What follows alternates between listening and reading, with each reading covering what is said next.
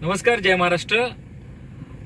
मराठी एकीकरण समितीच्या माध्यमातून 13 ऑगस्ट 2025 बुधवारी सकाळी 10 वाजता आम्ही दादर कबूतरखाना या ठिकाणी उपस्थित राहणार आहोत आणि प्रशासनाला विचारणार आहोत की या दादरमध्ये मुंबईमध्ये सुरू काय आहे।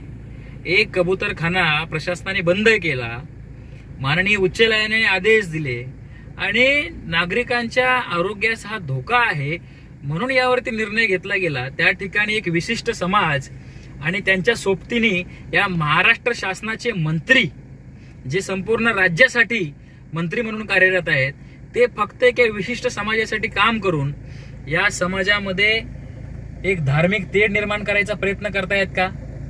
मुळात कबूतर हा प्रश्न धर्माचा कसा आला हाच आम्हाला पडतोय आणि कबुतरामुळे नागरिकांच्या आरोग्यास धोका होतोय असं अनेक डॉक्टर मंडळीने सांगितलेलं आहे आणि उच्च न्यायालयाने देखील याच्यावर शिक्कामोर्तब केला आहे की या ठिकाणी कबूतरखाना बंदच झाला पाहिजे।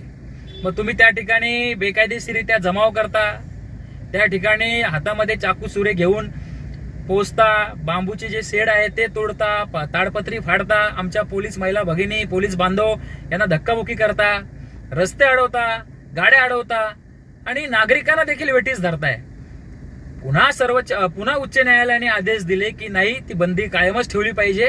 आता तुम्ही काय करता, एखादा जैन मुनी उठतो आणि धमक्या देतो की आम्ही शस्त्र काढू, वाटल्यास रस्त्यावर उतरू, मोर्चे काढू। हे चाललंय काय?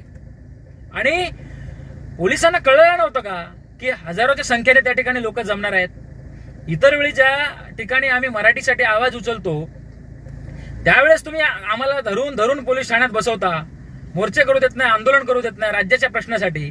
मग अशा वेळेस गोपनीय विभाग कुठे होता? त्यावेळेस त्यांनी हे मोर्चे कसे होऊ दिले, आंदोलन कसे होऊ दिले, असा देखील प्रश्न आम्हाला आहे। म्हणून ह्या सर्व प्रश्नांची उत्तरं विचारण्यासाठी आणि हा कबूतरखाना जो त्या ठिकाणी बंद केलेला आहे त्याच्या समर्थनार्थ आम्ही दादर या ठिकाणी 13 तारखेला उपस्थित राहणार आहोत। पोलीस प्रशासनाने काळजी घ्यायची आहे, शासनाने काळजी घ्यायची आहे, गृहमंत्र्यांनी काळजी घ्यायची आहे की या राज्यामध्ये, खास करून मुंबई शहरामध्ये, दादर या परिसरामध्ये कोणतीही कायदा सुव्यवस्थेची परिस्थिती निर्माण होऊ नये। आणि कोणी जरी शस्त्राची भाषा आणि मोर्चाची भाषा करत असेल तर मराठी एकीकरण समिती देखील शांत बसणार नाही।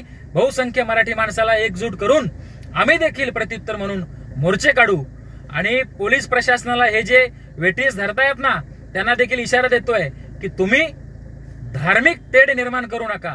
आता येणाऱ्या निवडणुकीमुळे तुम्ही तुमची ताकद किती आहे तो दाखवायचा प्रयत्न जो करताय तो आम्ही कदापि सहन करणार नाहीयेत। जय महाराष्ट्र, जय मराठी।